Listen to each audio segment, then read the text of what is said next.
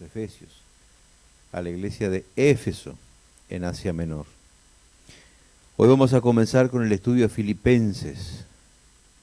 Los filipenses eran la iglesia de una ciudad llamada Filipos, que se encuentra hoy en lo que es Grecia.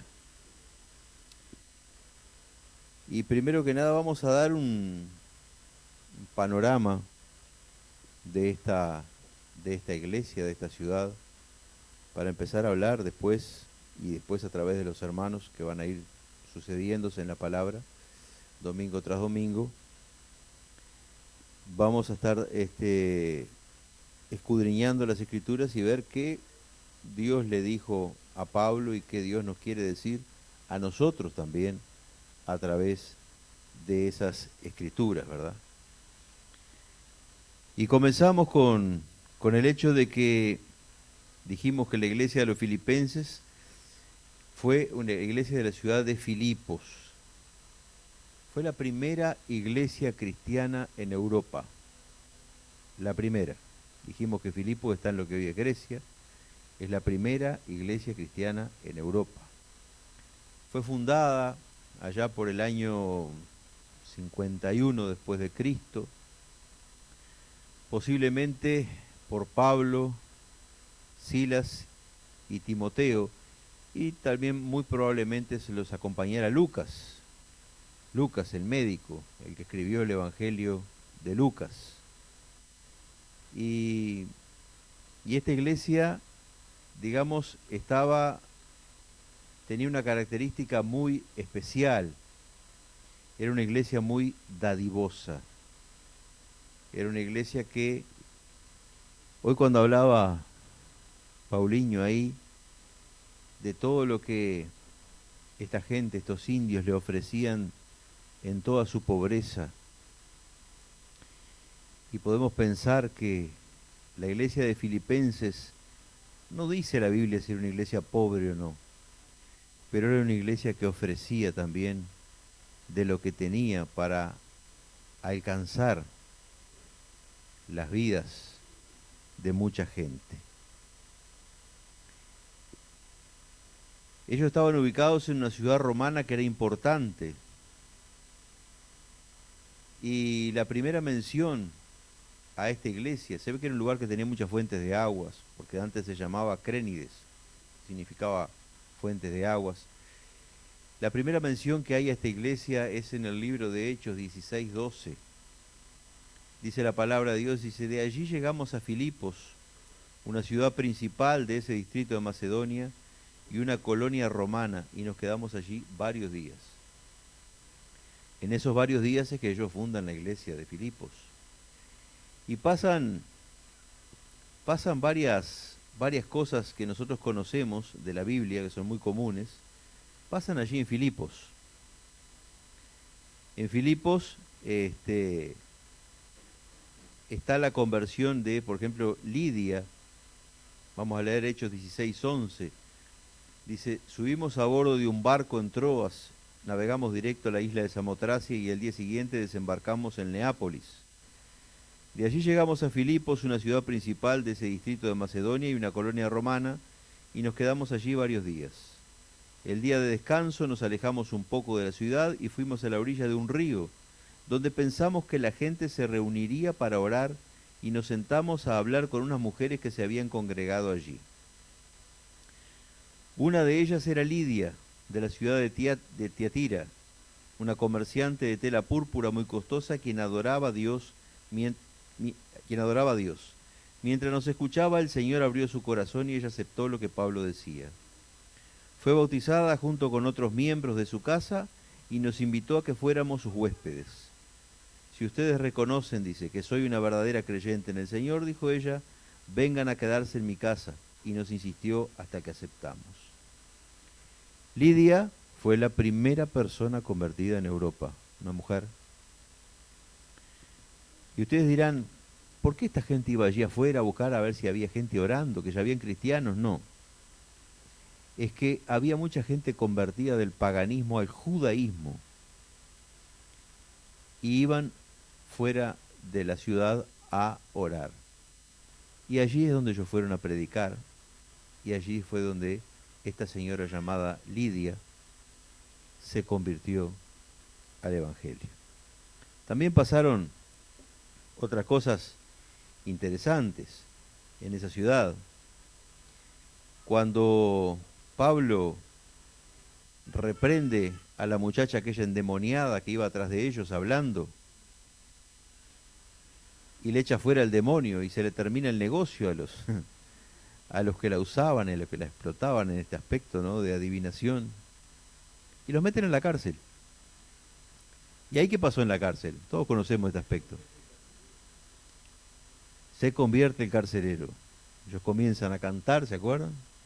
Se abren todas las puertas, el carcelero piensa que todo el mundo se fue, se escapó, nadie se había escapado. Y el carcelero, bueno, ya ese mismo día se bautizó, fueron por la... fue una noche ajetreada y después los devolvieron a la celda. Y se convierte el carcelero de Filipos, hermanos. Por eso quiero ubicarlos en qué iglesia andamos, ¿no?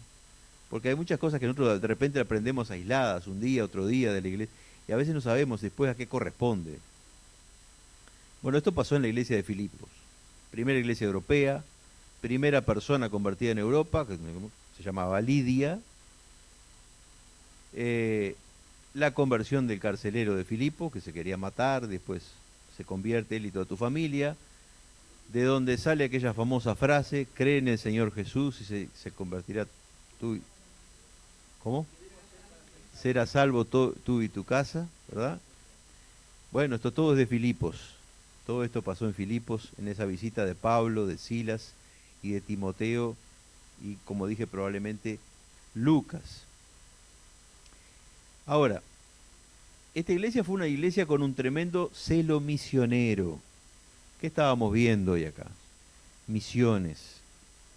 Misiones. Llevar la palabra de Dios donde nunca antes nadie la llevó.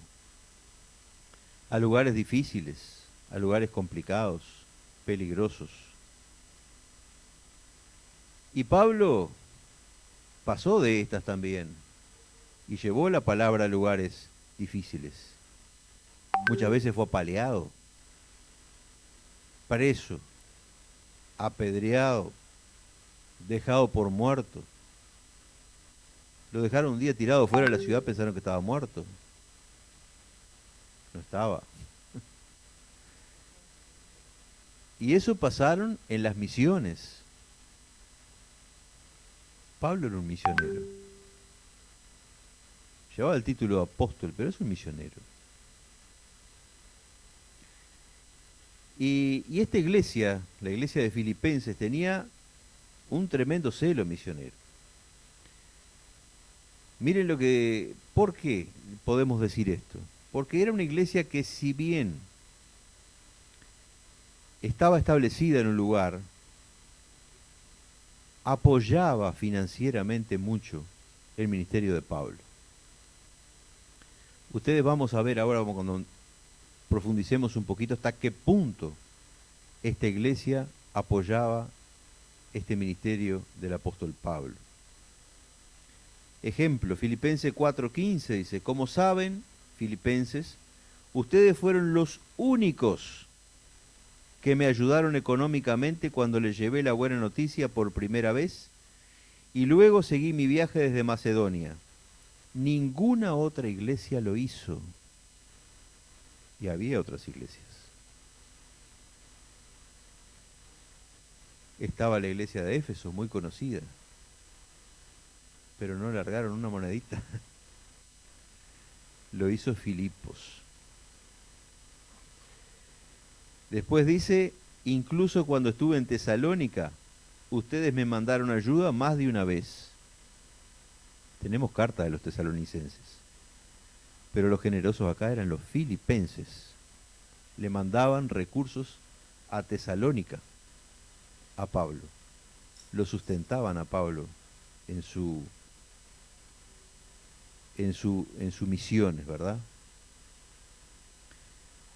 Podemos seguir hablando más adelante. 2 Corintios 11:8 dice, de hecho, dice Pablo, despojé a otras iglesias al recibir ayuda de ellas, al recibir de ellas ayudas para servirles a ustedes.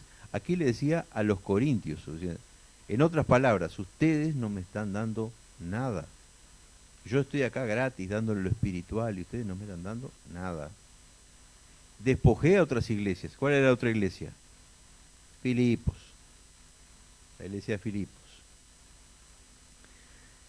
Dice, cuando estuve entre ustedes y necesité algo, no fui una carga para nadie, ya que los hermanos que llegaron de Macedonia, Macedonia era la región donde estaba Filipos, suplieron mis necesidades. He evitado serles una carga en cualquier sentido y seguiré evitándolo, decía Pablo para los corintios. La carta a a los filipenses, hermano, de parte de Pablo, es una de las cartas más personales que hay, junto con la de Filemón. De hecho, Pablo mantuvo con los filipenses una relación más íntima que con cualquier otra iglesia.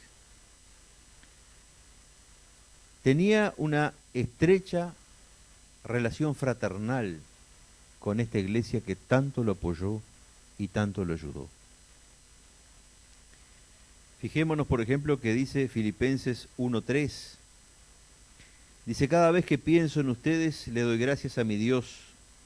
Siempre que oro, pido por ustedes con alegría, porque han colaborado conmigo en dar a conocer la buena noticia acerca de Cristo, desde el momento que la escucharon por primera vez hasta ahora.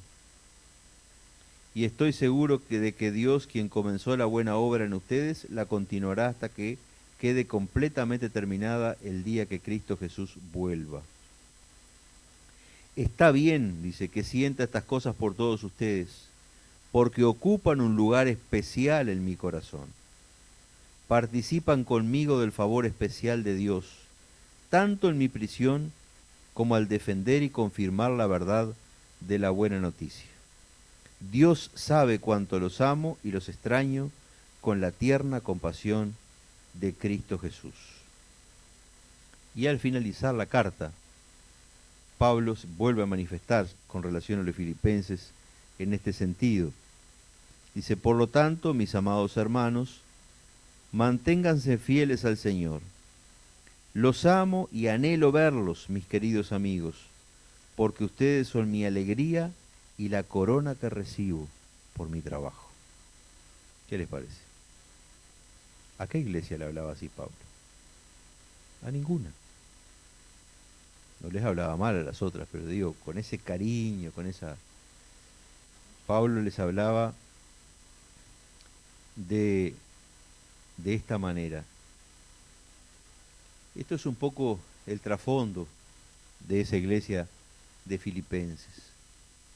¿Cuándo fue escrito Filipenses? Vamos a ir medio rápido en esto. Filipenses probablemente fue escrito cuando Pablo fue encarcelado por primera vez. Pablo fue encarcelado 2 veces. Cuando Pablo fue encarcelado por primera vez, aproximadamente en el año 61, después de Cristo, obviamente. El lugar se cree que fue en Roma, el más aceptado, pero hay 2 lugares más, que por una u otra razón, algunos lo defienden, otros no.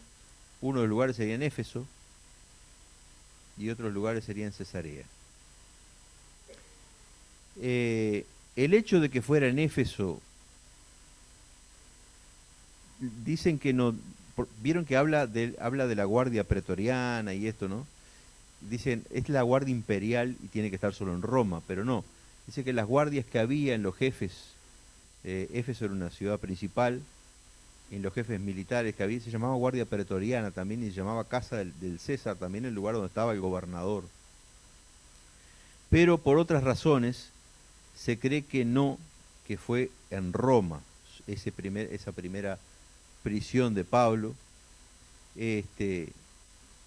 y probablemente la carta escrita en el año 61. ¿Cuál es el propósito de esta carta? Agradecer. Leímos el cariño que tenía por los filipenses y él tenía un enorme agradecimiento por la ayuda que le daban. Y el propósito principal de esta carta es agradecimiento hacia todo ese trato que los filipenses tenían con él. Los filipenses le mandaron una contribución a través de un hermano llamado Epafrodito. Y Epafrodito fue y le llevó la contribución a Pablo. Y no solo le llevó la contribución a Pablo, sino que pasó muy mal y casi se murió en el viaje, en ese viaje, donde le llevó las cosas a Pablo. Bueno, se mejoró y Pablo se los envía de vuelta a Epafrodito. Y quiero destacar con esto lo siguiente: todo el sacrificio que esta iglesia de Filipos hacía para contribuir con este ministerio.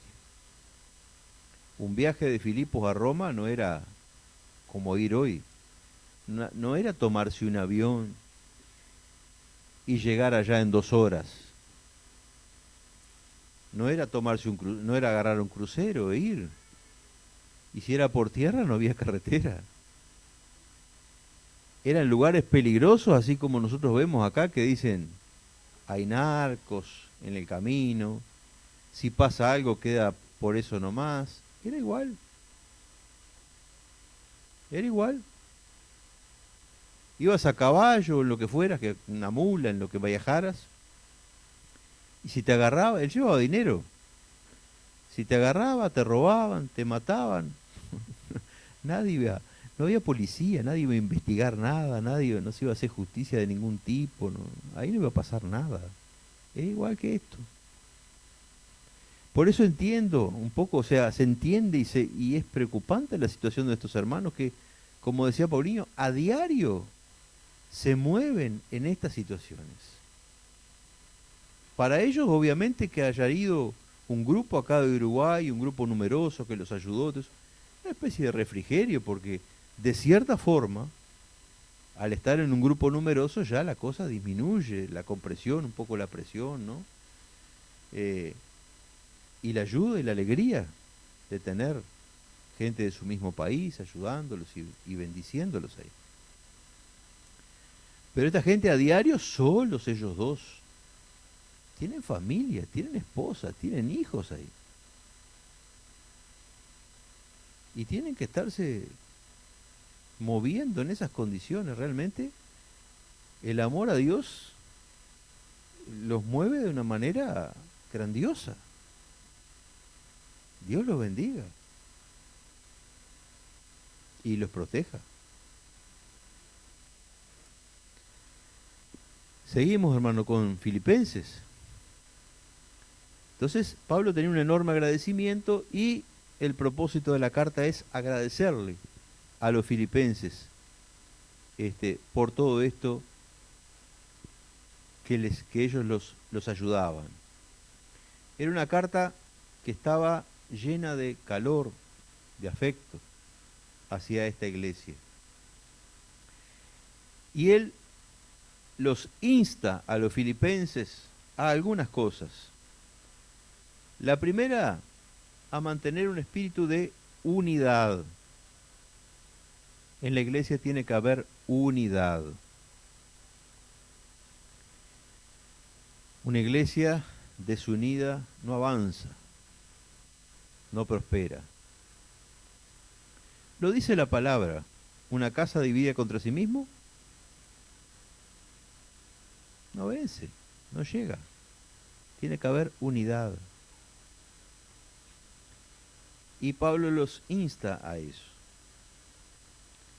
Pero si de unidad hablamos, podemos de repente ir a otras partes de la Escritura donde habla de la unidad entre los hijos de Dios. Romanos 12, 4 y 5 nos dice, así como nuestro cuerpo tiene muchas partes y cada parte tiene una función específica, el cuerpo de Cristo también. Nosotros somos las diversas partes de un solo cuerpo y nos pertenecemos unos a otros. Dependemos unos de otros. No somos islas. Si alguno se cree una isla en una iglesia, está equivocado, hermano. No somos islas. Dependemos unos de otros. somos un cuerpo. Y cuando hablo de una iglesia no hablo de una congregación, estoy hablando de la iglesia de Cristo, en general, que abarca muchas congregaciones en todo el mundo. Lo otro que Pablo los instaba a los filipenses era al amor fraternal, a la disposición fraternal, de hermandad. ¿Qué significa fraternal? Fraternal de hermandad, de hermano. Fratello, como dicen los italianos, hermano. Y Hebreos 13:1 nos dice, sigan amándose unos a otros como hermanos. También Pablo instaba a esta iglesia contra herejías. Y había dos herejías principales que afectaban las iglesias cristianas en la época y principalmente en esa región. Una de ellas era el judaísmo, con toda su carga judaizante. ¿Qué es lo que quería que hicieran los judaizantes? Los judaizantes querían que la salvación de la persona dependiera mucho de las cosas externas que hacían. Y una de las cosas que hacían más énfasis era en la circuncisión. Por eso la Biblia habla a veces de los de la circuncisión. Entonces venían y le decían, no, ustedes son cristianos, fenómeno, Cristo, todo impecable con Cristo. Pero si no se circuncidan no se van a ser salvos. Porque no se despojaban de esas cosas externas que tenían que hacer. Y Dios no nos pidió nada de eso. ¿Qué fue lo único que Dios nos pidió? Dios extendió su gracia sobre todo. Y para alcanzar esa salvación, fe. Nos pidió fe. Dice, ustedes son salvos por gracia mediante la fe. El vehículo para alcanzar la gracia de Dios es tener fe. No es circuncidarse. No es cumplir con rito de ningún tipo. Es tener fe. Y esta gente venía a confundir y a traer problemas en la iglesia. Y traían problemas y divisiones en la iglesia por causa de querer meter esas doctrinas judaizantes dentro de la iglesia. La otra doctrina peligrosa que había era el gnosticismo, que hasta hoy, así como existen los judíos, los gnósticos existen. Acá en Chuy hay. Van a ver de repente por alguna calle ahí, centro gnóstico de algo, ¿no? Acá en Chuy hay. Se han desparramado por todo el mundo, han llegado hasta acá. ¿Qué es el gnosticismo? Dice que el gnosticismo, yo vi acá una definición, que la saqué obviamente de un... Dice que los gnósticos consideraban que el principal elemento de la salvación era el conocimiento directo de la divinidad suprema en la forma de intuiciones místicas o esotéricas. O sea, a través de intuiciones. ¿Qué es una intuición? Cosas que sentimos, que pensamos, ¿no? A través de intuiciones teníamos que conocer la divinidad suprema, ¿ah? Intuiciones místicas, dice, y esotéricas. Sí. ¿Qué es lo que se habla del esoterismo? Tirar cartas y todo ese tipo de cosas, ¿no? Bueno, a través de las intuiciones había que conocer la divinidad suprema. ¿Por qué ellos hablaban de una divinidad suprema? Porque ellos decían que la existencia material, o sea, todo lo que está creado, es defectuosa y malévola, dicen los gnósticos. Mala, defectuosa y mala. Y que hay un Dios supremo y oculto. Y que además hay un Dios menor y malévolo. Y ese Dios menor y malévolo, en el Antiguo Testamento, muchas veces era identificado, que era el responsable de crear el universo material, era identificado con quién. ¿Con quién sería identificado el Dios menor y malévolo? ¿Quién creó todas las cosas? Jehová. El Dios malévolo y menor es Jehová. Ahora, si ellos creen que Jehová es el Dios malévolo e inferior, ¿quién sería el Dios supremo y oculto? A ver, percepción, el diablo. El diablo. Esos son los gnósticos. No se dejen engañar. Sabe que son muy perpicaces en el tema cuando le vienen a hablar y le del conocimiento y de las cosas. Que usted lo ve y dice, son unas luces malas. Entonces, hermanos, estas eran las dos herejías que en la época realmente podían causar mucho daño en la iglesia y que hoy en día también cosas por el estilo pueden causar mucho daño en la iglesia actual. Porque a veces hay creencias de que en la iglesia actual hoy se puede alcanzar la salvación por obras externas. No es judaísmo, pero hay gente que lo piensa de esa manera. Y eso es un error. Más vale que si usted hace una obra externa, sea producto del amor que usted tiene por Dios. Y eso va a tener valor, pero no por la obra en sí, sino por lo que motivó a hacer la obra. Y lo otro, obviamente, que no tiene ni cómo comentarlo. Usted no se va a salvar por el conocimiento de nada, se va a salvar por fe. Y si tiene algún conocimiento, más vale que lo tenga de Dios. Y si tiene conocimiento de Dios, más vale que lo aplique. Porque conocimiento sin aplicación no tiene sentido ninguno. Como hablábamos ayer, si nosotros nos dan, como me dije una vuelta, yo lo repito siempre esto, nos dan una receta de una torta y la lee, y la lee, y la lee, y la relee, y conoce hasta el último sentido pero usted no se pone a hacer la torta, a hacer la receta, nunca va a tener la torta. Va a tener conocimiento, nada más. Y en la palabra de Dios, todo esto que aprendemos acá, hermanos, sobre el amor cristiano, sobre la unidad, sobre el ayudar, si no nos ponemos en algún momento de nuestras vidas a hacer esto, no vamos a hacer lo que Dios quiere. Vamos a tener simplemente conocimiento. Y el conocimiento de por sí no te lleva a nada. ¿Se acuerda cuando hablábamos de sabiduría? Que a veces teníamos mucho conocimiento, pero no lo sabíamos aplicar.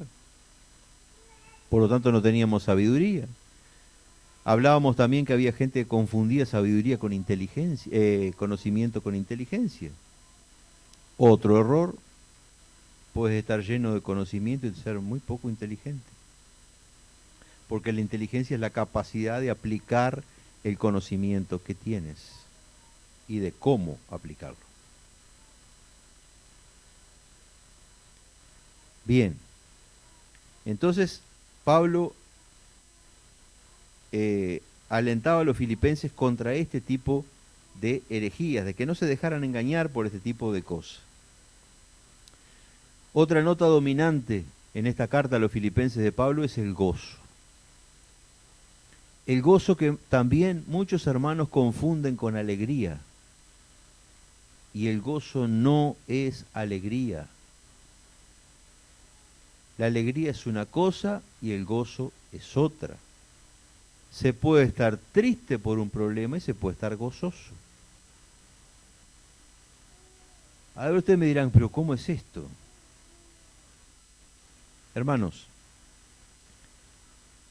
cuando uno es salvo por el Señor, uno está gozoso de que es salvo, gozoso. Puede estar alegre también, gozoso y alegre también. Pero si tú sos un cristiano y de repente, vamos a poner un caso extremo, se te muere un ser querido, un padre, y si llevamos un extremo se te muere un hijo, puede estar triste, hermanos, y eso no es malo, porque somos humanos. Lo que no puedes perder es el gozo. ¿Qué significa? No puedes perder esa satisfacción interna de que a pesar de todas las cosas, Cristo está en tu vida y sos salvo. Y probablemente, como te digo, si es un familiar muy cerca y es salvo, tengas también la alegría de que aquella persona, de alguna manera, esa alegría mezclada con gozo, aquella persona está con el Señor. Entonces gozo no es lo mismo que alegría. Por eso Pablo, a pesar de estar preso, porque si bien era su primer encarcelamiento, el cual no fue tan severo como el segundo, el primer encarcelamiento estaba en una casa alquilada, tenía una guardia así ahí, pero estaba en una casa alquilada, podía recibir visitas, pero estaba privado de la libertad. Y no es fácil estar privado de la libertad. No importa si estás en una casa alquilada. El hecho que que estés limitado, que no puedas salir, la incertidumbre de lo que va a pasar con tu vida, porque él estaba en un proceso de juicio y él lo manifiesta después, él no sabe si lo van a. Él dice que él confía en que las oraciones de los hermanos harán que resulte en su liberación, pero también habla en su posibilidad de morir. Eso estaba también en el tapete. Y no es fácil vivir de esa manera, saber si te van a matar mañana, si te van a llamar para liberarte o te van a llamar para cortarte la cabeza. No es fácil. Sin embargo, él estaba gozoso. Miren lo que dice Filipenses 2:17, dice, sin embargo, me alegraré aún si tengo que perder la vida derramándola como ofrenda líquida a Dios, así como el fiel servicio de ustedes también es una ofrenda a Dios. Y quiero que todos ustedes participen de esta alegría. Claro que sí, dice, si deberían alegrarse, y yo me gozaré con ustedes.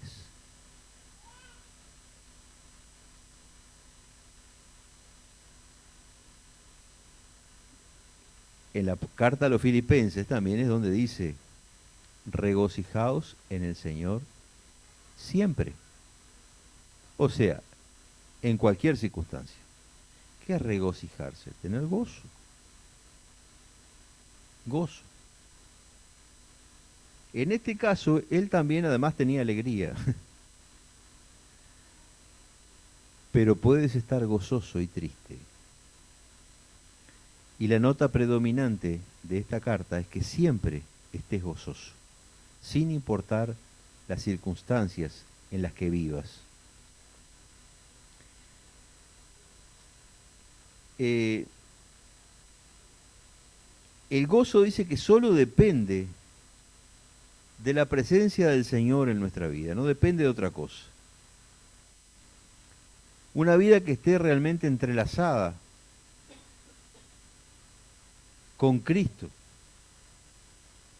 en su condición de resucitado, crucificado y resucitado, ¿verdad? Nuestra vida, cuando tenemos al Señor que llena nuestra vida y está y vive en nosotros, es la condición para estar realmente gozoso. Solo a través de Cristo se manifiesta el gozo en cada uno de nosotros. Y hay que tener confianza para esto en el señorío de Cristo. que está basado en el poder de su resurrección.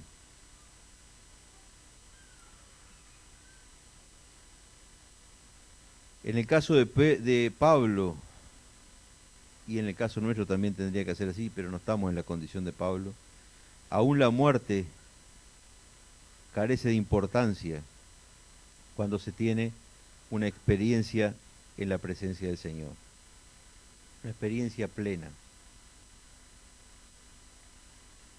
También el gozo de la iglesia, hermanos, viene cuando formamos parte activa y en comunión con el pueblo de Cristo, con el resto del pueblo de Cristo. Esta carta entonces nos revela que el verdadero gozo solo puede encontrarse en una relación personal con Cristo y única. Y también en la seguridad de que Dios es capaz de modificar cualquier circunstancia adversa para nuestro bien y para su gloria. Lógicamente Dios tiene propósitos y planes y hay circunstancias adversas que Él las permite en nuestra vida para llegar a determinados resultados. Y cuando nosotros a veces pasamos por dificultades y pedimos la ayuda del Señor, Él lo accede a eso. Cuando está en sintonía con Él. Así, hermanos, que esta carta, resumiendo, de Filipenses, tiene dos connotaciones importantes. Una de ellas es agradecimiento a la iglesia de Filipos, una iglesia muy dadivosa y que contribuía mucho con el ministerio de Pablo. La otra es que Pablo les manifestaba y les enseñaba el gozo que deberían tener en cualquier circunstancia. Y comienza los versículos 1 y 2, que es solo el saludo.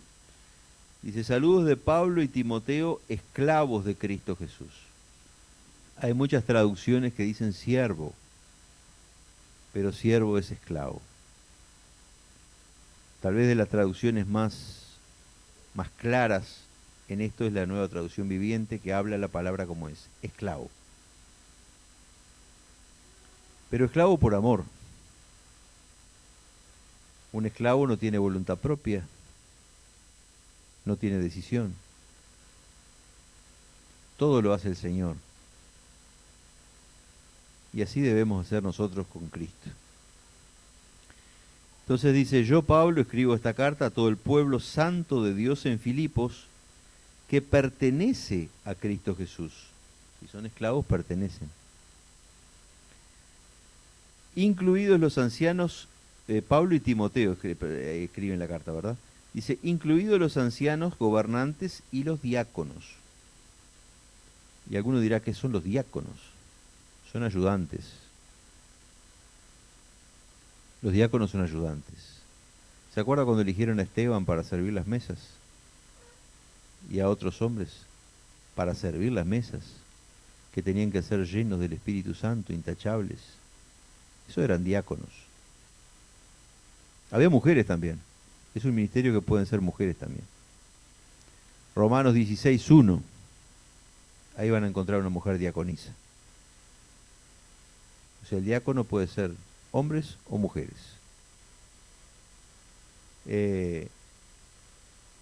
Y acá Pablo está mandando un saludo a los ancianos, a los diáconos, en esa iglesia de Filipos. Dice, al pueblo santo que pertenece a Cristo Jesús. O sea que no solo Pablo y Timoteo eran esclavos de Cristo Jesús, nosotros también tenemos que ser esclavos de Cristo Jesús. Y por último dice que el Dios, nuestro Padre y el Señor Jesucristo, le den gracia y paz. Y por aquí culminamos un primer pantallazo de lo que es Filipenses. En el versículo 3 comienza entonces toda una enseñanza que Pablo da más espiritual acerca a los filipenses. Y eso ya lo vamos a continuar el domingo que viene. Amén, hermanos. Así que dejamos por acá y que Dios los esté bendiciendo a ustedes.